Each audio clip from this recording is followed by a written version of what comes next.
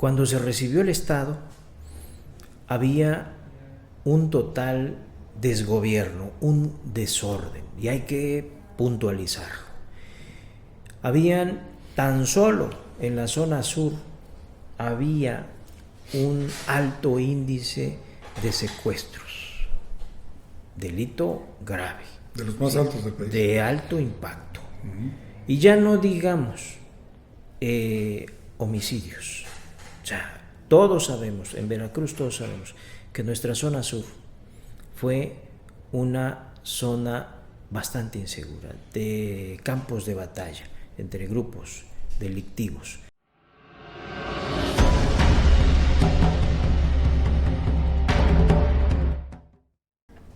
¿Qué tal? Bienvenidos nuevamente a este espacio de diálogos. Yo soy Luis Emanuel Domínguez. Me da mucho gusto saludarlos en esta ocasión porque, bueno, vamos a actualizar un poquito la información de lo que está sucediendo, no en el Congreso, pero desde el Congreso, a través de uno de sus principales actores. Está con nosotros el diputado local Sergio Guzmán Ricardes. Diputado, bienvenido a Diálogos. Muchas gracias, un gusto saludar al auditorio. Gracias por el espacio, siempre a la orden. Muchas gracias. Bueno, nada más como datos, él viene del sur de Veracruz, al Congreso, después de ser presidente municipal allá en Agua Dulce. Él gana la elección, abanderado por Morena, del distrito 30, el distrito, uno de las zonas de la ciudad de Coatzacoalcos, ¿no? Así es. Está dividida en dos esa población tan importante, y preside la Comisión de Hacienda Municipal y es secretario de la Comisión de Seguridad Pública. Mucha chamba en esas. Así es, en esas dos comisiones, y aparte somos integrantes de la Comisión de la Agenda 2030 y del proyecto interoceánico. Estamos en esas 4 comisiones. Pues tendremos que hablar de eso un poquito, pero quiero enfocarlo en principio, si me permites, diputado. Tú marcas el ritmo de este diálogo, de este programa. Es tu programa, te agradezco muchísimo. Gracias. La oportunidad de conocerte y de conocer a nuestro auditorio y de darte a conocer a través de esa propuesta que esta semana entró, una propuesta de un manual para ayuntamientos, y voy a hacer un poquito de énfasis en mi interés, porque si de algo nos quejamos de repente es de que los gobiernos municipales de repente no están muy actualizados, de repente nos retrasan por todos lados trámites, nos retrasan pues actividades que como ciudadanos podemos hacer, lo mismo como ciudadano común que como perteneciente a algún sector de comercio, de trabajo, etcétera. Y luego vemos también que tienen muchos señalamientos por parte de organismos de control, de organismos de vigilancia, y estamos muy pendientes también de esto. Entonces, todo aquello que sirva de capacitación y de manual pudiera resultar interesante para esto. ¿Tendría algo que ver tu propuesta con lo que digo? Claro, por supuesto. El manual, el ABC de los requisitos que se deben de reunir en la tramitación de asuntos que ve la Comisión de Hacienda Municipal, desde luego va enfocado al tema de los gobiernos municipales. En Veracruz traemos 212 municipios que conforman nuestro estado, y a ellos va dirigido este manual, con la clara intención, porque a final de cuentas se tiene un objetivo, 2 cosas claras. Una, ayudarlos a hacer un buen gobierno, con una capacitación, con un manual en mano, que sepan cómo tramitar asuntos en el menor tiempo posible, con la menor documentación posible, exclusivamente lo que se requiere, lo que se les pide, y con el objetivo de poder darle respuestas a la gente, a la sociedad, a los gobernados, de manera pronta, expedita y lo más claro posible. Esa es la intención de la Comisión de Hacienda al presentar este manual que hicimos entre 2 compañeras diputadas y su servidor, que conformamos la Comisión de Hacienda. Danos un par de ejemplos de en dónde requieren más de dónde requieren. Un ejemplo muy claro. Nosotros tenemos como Comisión de Hacienda, revisamos, aprobamos de manera anual la ley de ingreso, las leyes de ingreso de cada municipio, de los 212 municipios que conforman Veracruz. Esta ley de ingresos no solo tiene que ver con el gobierno municipal para su recaudación.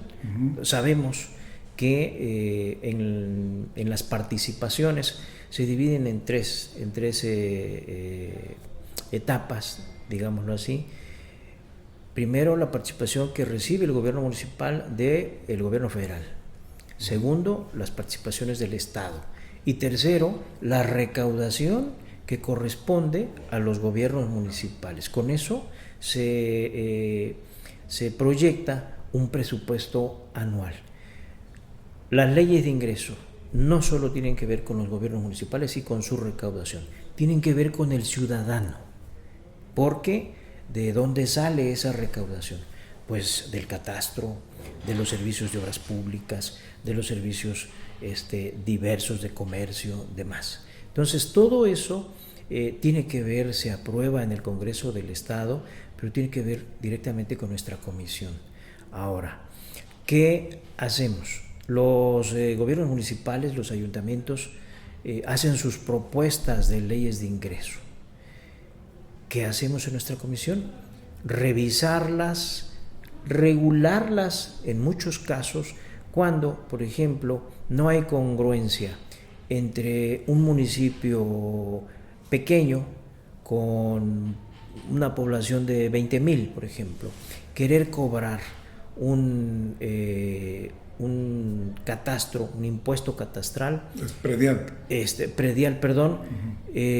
que le corresponde a ciudades con otro tipo de desarrollos, con otro tipo de estructura, de infraestructura, con más servicios, con mejores servicios. Además, no podemos comparar un Boca del Río con alguna otra ciudad mucho más pequeña, por ejemplo Agua Dulce, ¿no? Sería incongruente poder querer cobrar los impuestos de igual manera que Boca del Río. Nada que ver, somos una población distinta, menos con con un tema económico diferente al de Boca del Río. Entonces, a veces hay propuestas que se tienen que regular, decirle a los gobiernos municipales, a ver, esto no cabe aquí porque esto tiene que ser así asado. Y así, la gente nos va a preguntar, bueno, ¿y eso a mí en qué me beneficia? Bueno, pues que esta comisión al menos es responsable en ese sentido de que no se abuse del ciudadano, de que no se le impongan impuestos que vayan de manera incongruente con el bolsillo de la gente. Sabemos que tenemos que pagar impuestos, pero que sean los adecuados. ¿Y multas, recargos, todo esto también ustedes lo revisan? Todo lo revisamos y lo aprueba el Congreso en pleno. Así es. Pero eso es parte de lo que hace la Comisión de Hacienda. Por mencionar algunos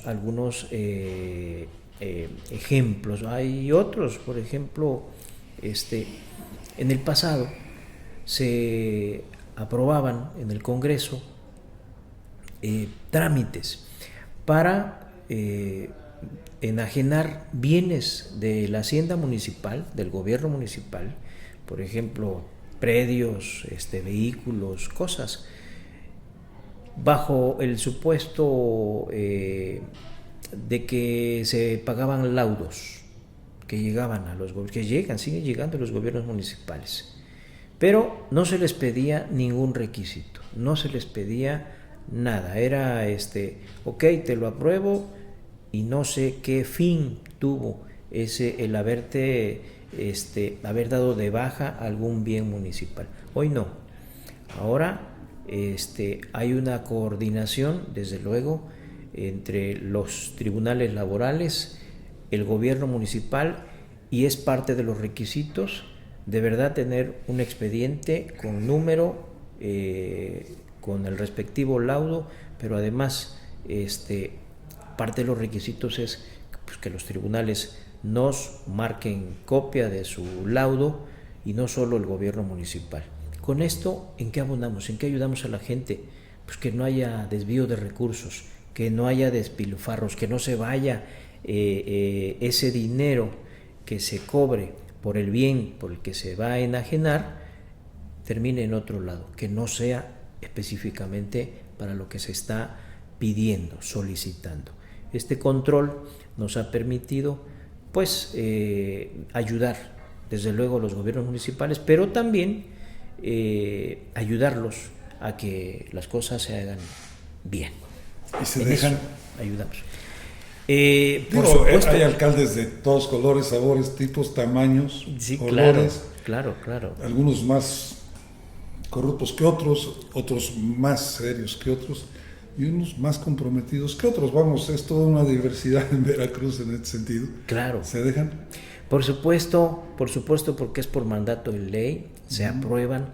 No son, no todos aquellos que piden, yo me quiero deshacer de un bien del gobierno municipal, que es de parte de nuestra hacienda municipal, porque voy a pagar X laudo de tantos millones de pesos. No, o sea, ahora lo tiene que justificar. Y digamos que se etiqueta, se piden requisitos, y si no se cumplen esos requisitos.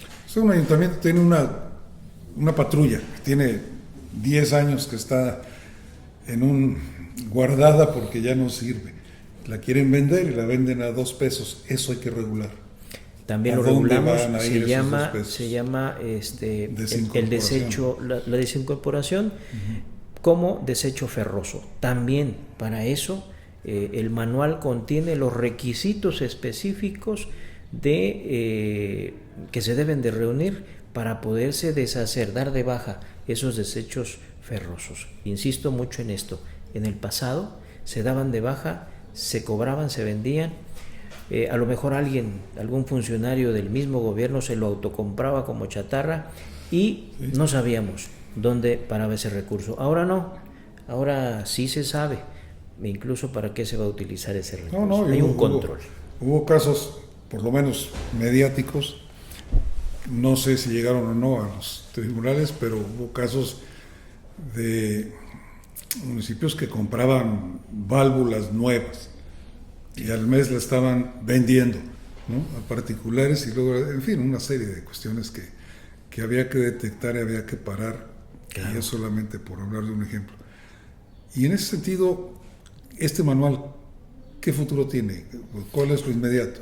Es, primero,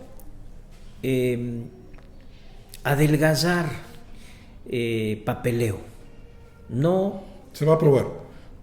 No, ya está aprobado. Ya está aprobado. Ya está en la plataforma del Congreso. Perfecto. Es un manual que está a disposición de los 212 gobiernos municipales, de los ayuntamientos, y pues queda a disposición. En el pasado se venían a hacer trámites con cajas y cajas de documentos que en nada nos sirven. ¿Qué hemos hecho? Bueno, simplificar ese trámite. Tráigame específicamente estos requisitos: un acta de cabildo con su respectiva aprobación, los planos que se requieren o las fotografías, las evidencias que se requieren, la opinión de tal dirección de su propio gobierno, y bueno, cosas de ese tipo. Cada asunto tiene sus propios requisitos, no son iguales. Incluso, algo interesante, algo importante, para la contratación de deudas, este manual contiene también la aprobación del Congreso del Estado.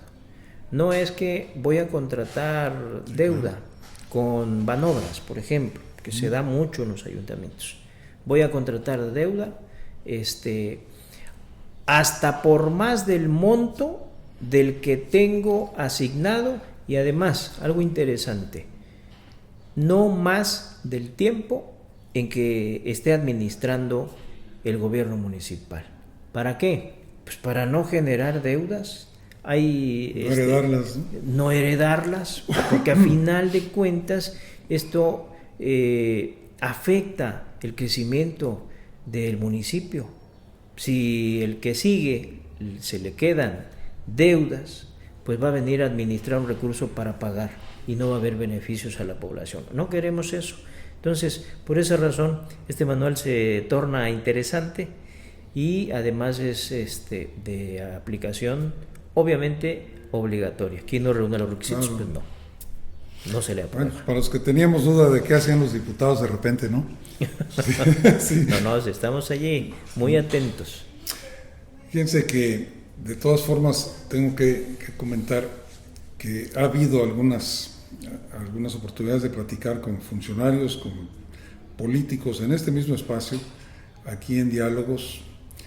Alguno de ellos reconocía que de repente llegan alcaldes muy mal preparados. Y llegan muy mal preparados porque no son políticos de carrera, porque bueno, ahora sucedió más todavía este fenómeno con la llegada de Morena, con este triunfo tan contundente, pero también tan legítimo desde todos los puntos de vista, de gente que no necesariamente tenía experiencia en cuestiones administrativas y menos administrativas de bienes públicos, ¿no? Claro. Nos decían que ahora hay una escuela ya dentro del partido y me da la impresión que el movimiento tendría que seguir impulsando este tipo de capacitación para aquellos que pretenden involucrarse en actividades políticas dentro de Morena. Debe haber una escuela en ese sentido también para quienes resulten electos. Debe haber talleres, debe haber una serie de circunstancias que permitan, pues nada, no de eliminar ese primer año, del primer año es para aprender, ¿no? Claro. Y me da la impresión que estos instrumentos que están preparando ustedes como el manual, pues va a ayudar mucho en ese sentido.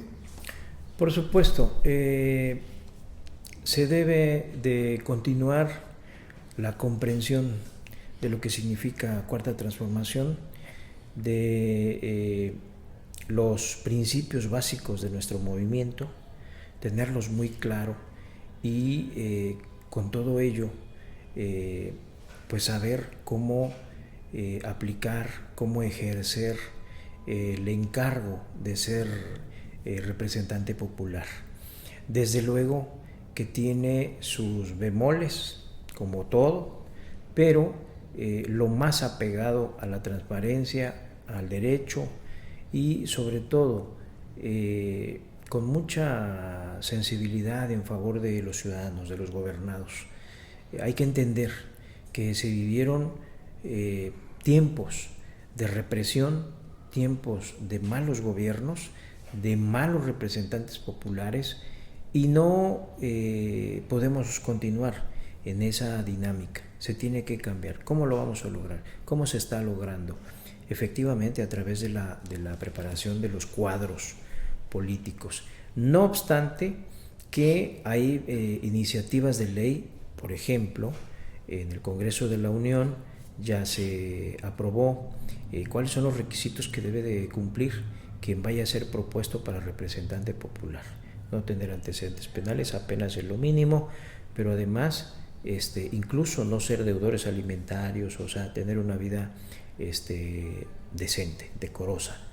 Y esta escuela de cuadros, de capacitación de cuadros políticos, pues nos viene a ayudar todavía más, porque hay que reconocer que el primer ejemplo es el presidente y que gobierna de manera muy sensible, muy apegado a la población, al pueblo, y tiene no solo como bandera, sino como objetivo darle la importancia que tienen nuestros gobernados, nuestro pueblo. Eso es. Entonces, no podemos ser iguales, seguir con la misma mecánica de gobiernos del pasado.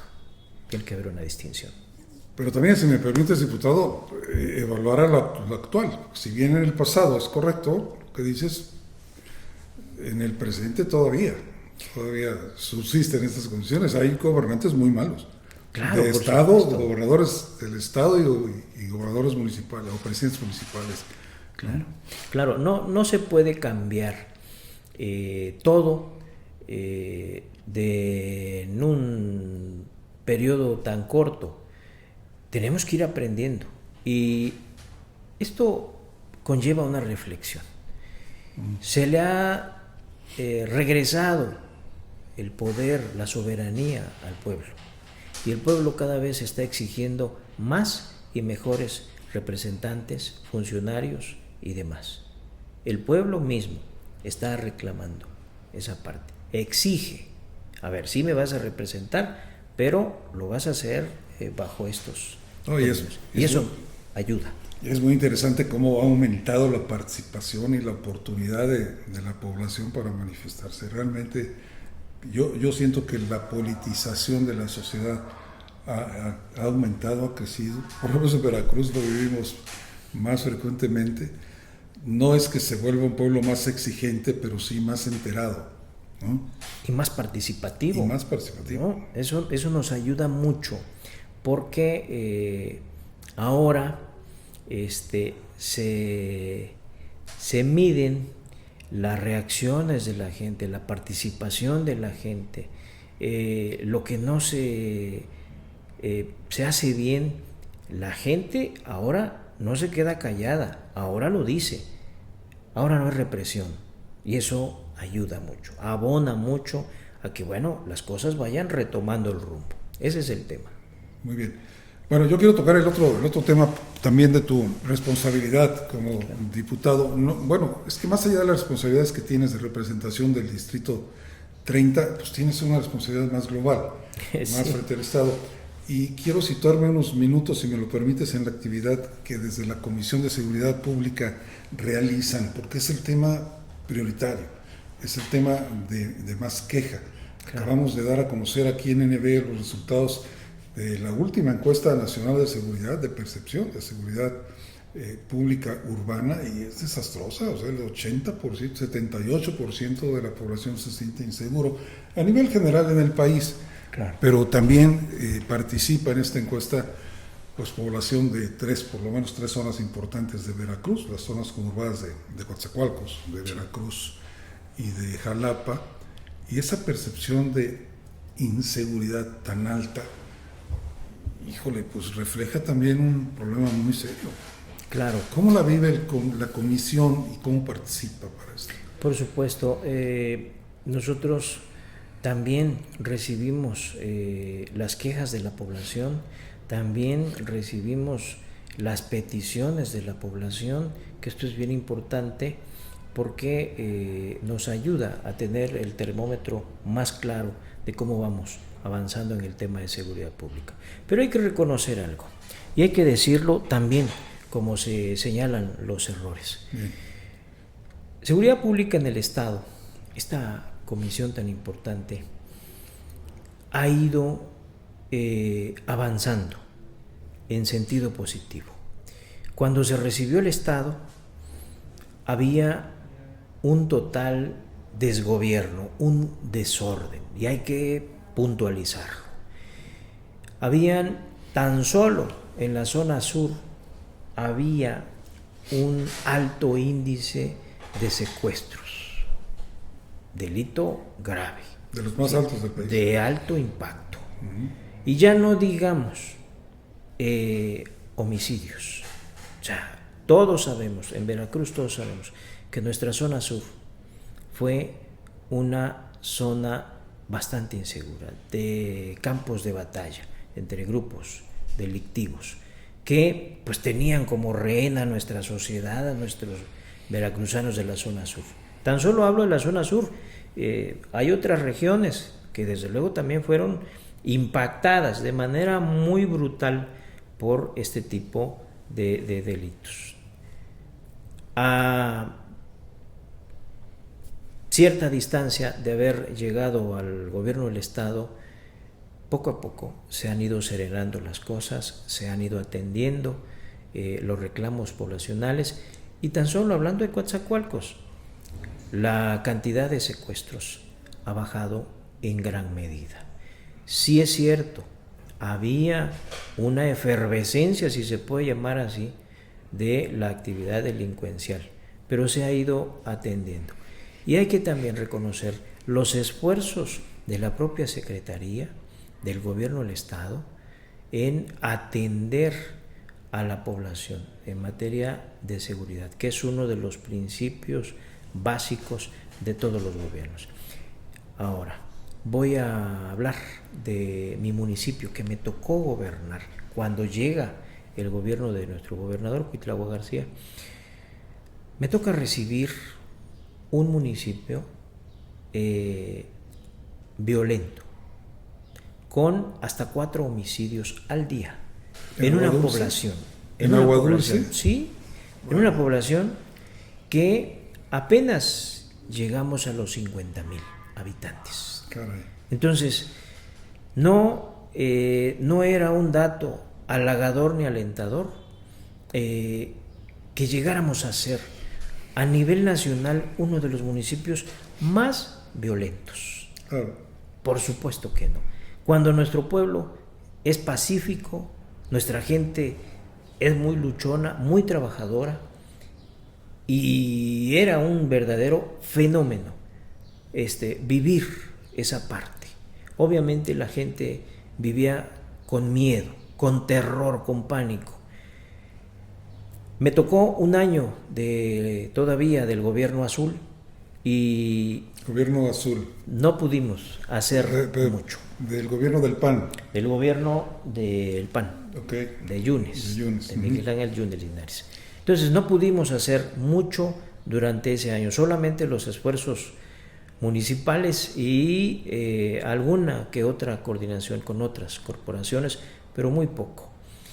Cuando llega el gobierno del Movimiento de Regeneración Nacional, encabezado por Cuitlahua García, existe una inmediata coordinación de apoyo del gobierno municipal, del gobierno del estado y del gobierno federal.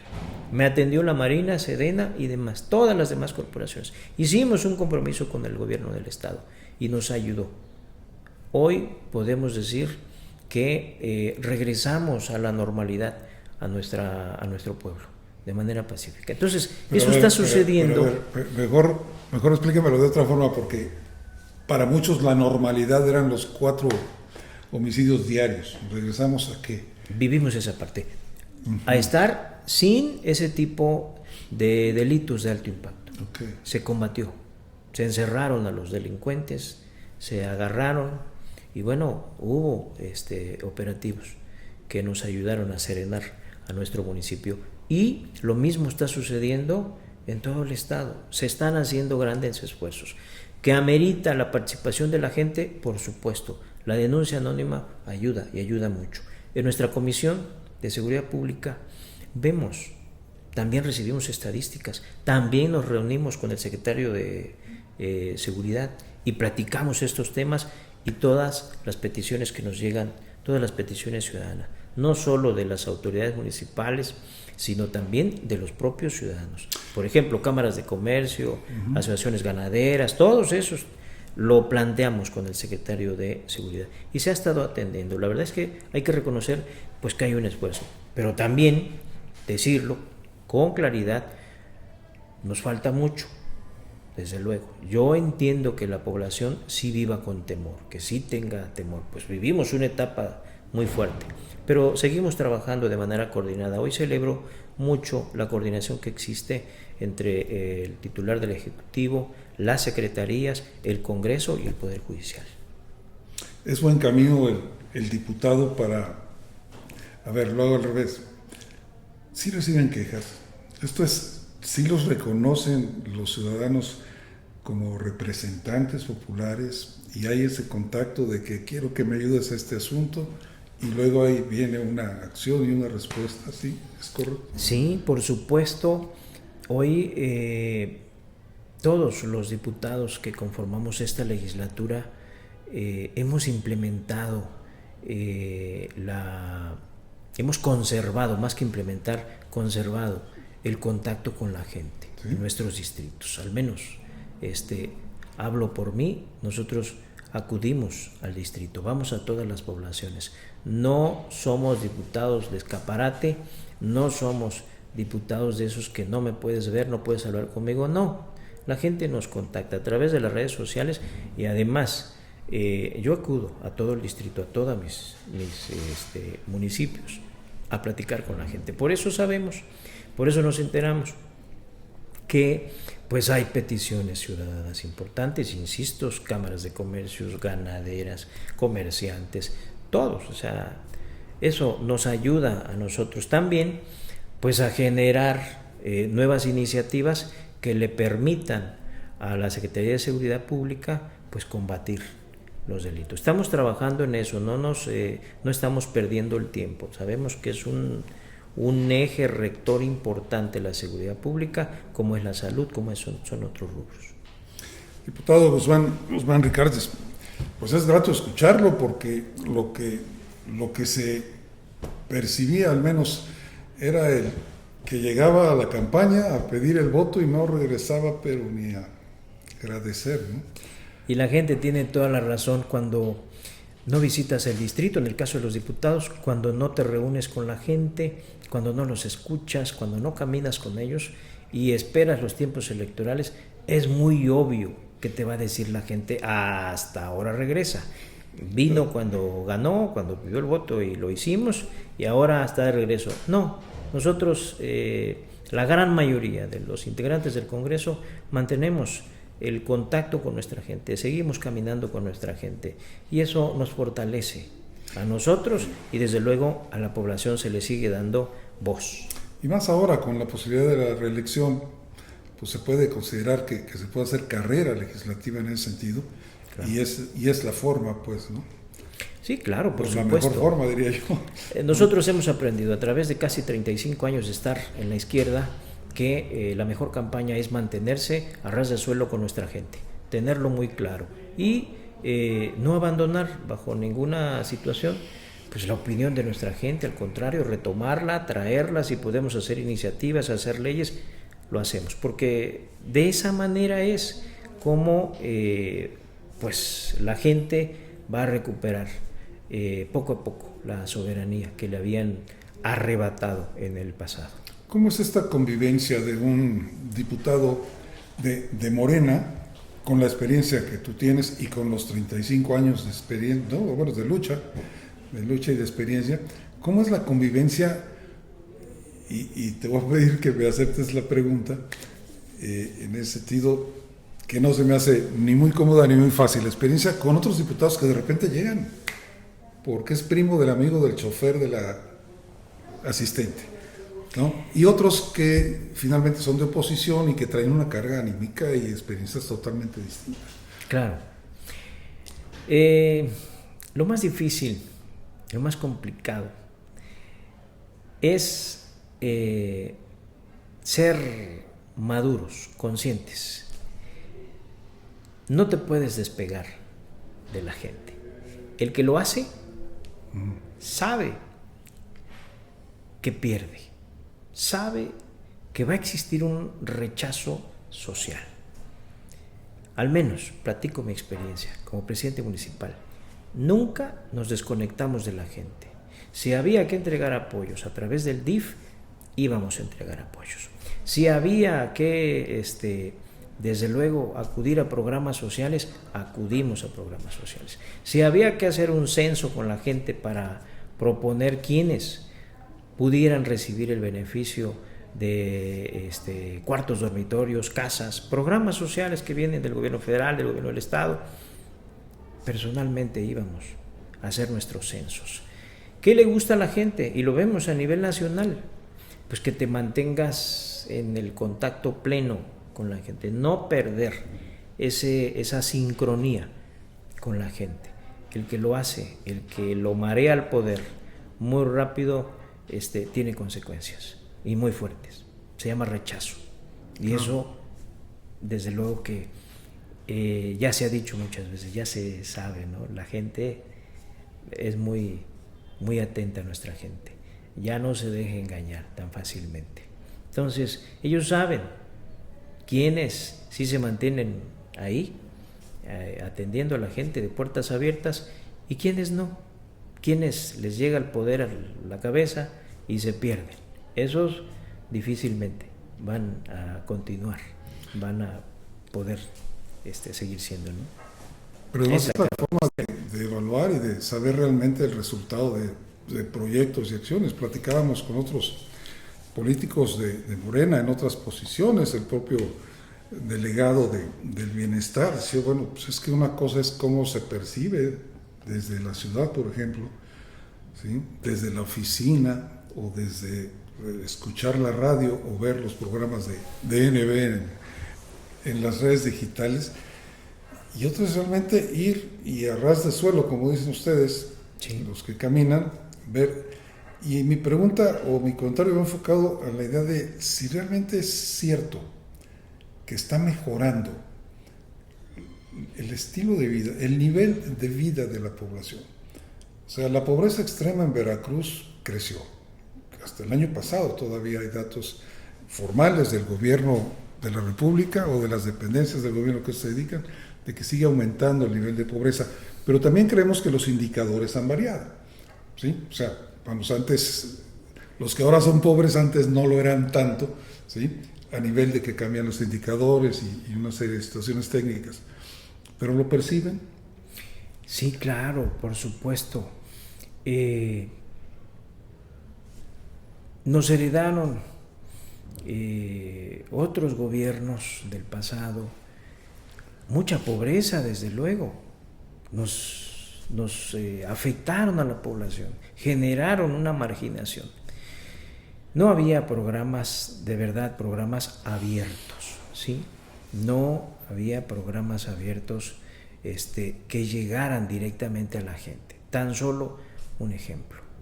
En las zonas rurales de mayor marginación, jamás habían llegado programas de vivienda. Hoy, Sedesol del Estado entrega todos los días viviendas. Y no solo cuartos dormitorios, como su nombre lo dice, no, entrega casas completas en zonas altamente marginadas y personas altamente vulnerables. Hay un crecimiento importante en apoyos de ese tipo. Y ya no digamos de los demás programas federales que se han implementado, desde luego a nivel nacional.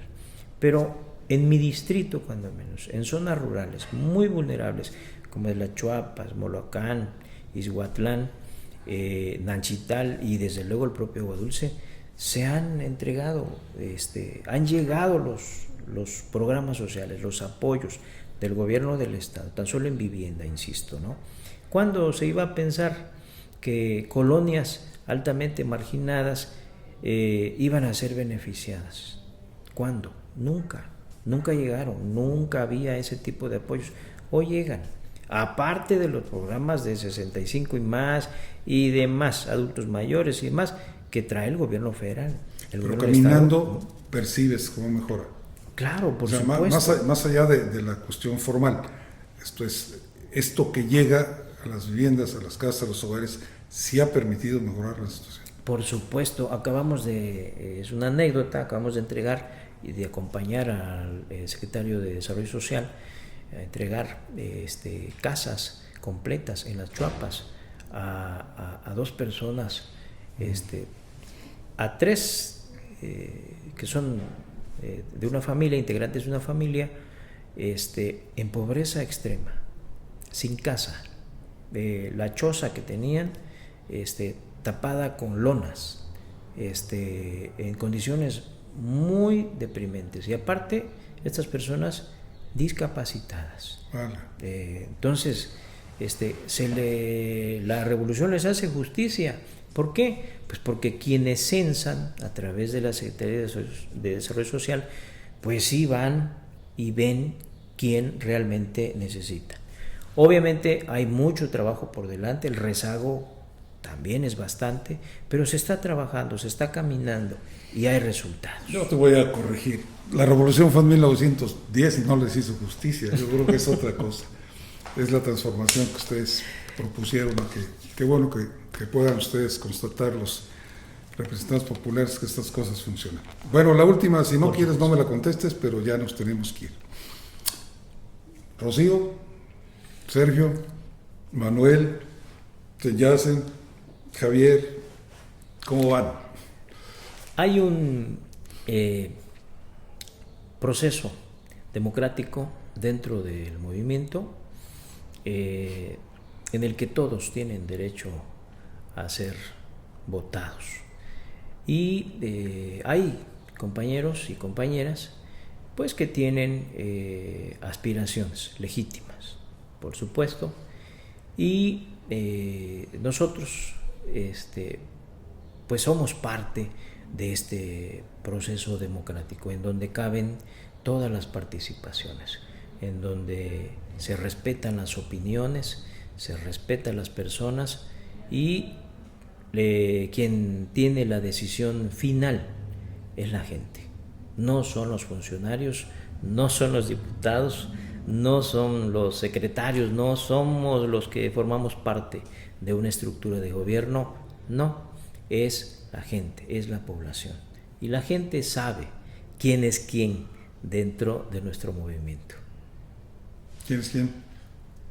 Hay varios, los que acabas de mencionar, hay varios. ¿Quién es quién? Pero bien, todos con un excelente trabajo, sobre todo en campo, no se han desconectado de la gente, y la gente lo sabe reconocer a este tipo de personajes. Diputado, muchas gracias. ¿Algo más que quieras? Al contrario, muchas gracias por el espacio, por la invitación, gracias al equipo, saludos cordiales al auditorio y la invitación a las y los veracruzanos, seguir redoblando esfuerzo, seguir trabajando. No es una tarea sencilla, pero se requiere la participación de todos y de todas en Veracruz para seguir transformando nuestro estado. Tenemos mucha tarea por delante, pero solamente con ustedes cerrando filas, haciendo un gran equipo, vamos a poder sacar adelante a nuestro Veracruz. Hay un dicho bien trillado: solamente el pueblo puede rescatar al pueblo. No toda la tarea la tenemos que hacer nosotros, ni tampoco ustedes, es en equipo, de manera coordinada. Gracias por el espacio. Muchas gracias. Nos vemos la próxima.